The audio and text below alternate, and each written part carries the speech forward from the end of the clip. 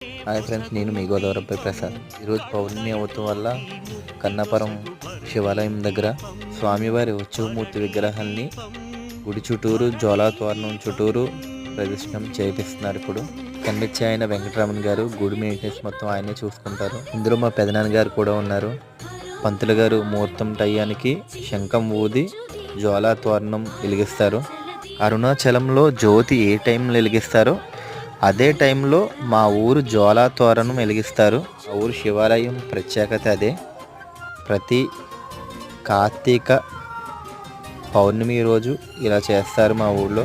స్వామివారి ఉత్సవమూర్తులు అయితే జ్వాలా తోరణం కింద నుంచి వెళ్ళి కూడా కంప్లీట్ అయింది. స్వామివారిని దర్శించుకొని ఇంకా బయలుదేరాను.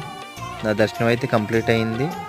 అలాగే బయట నేను చేసిన ముత్యంజయుడు విగ్రహం కూడా చూపిస్తున్నాను.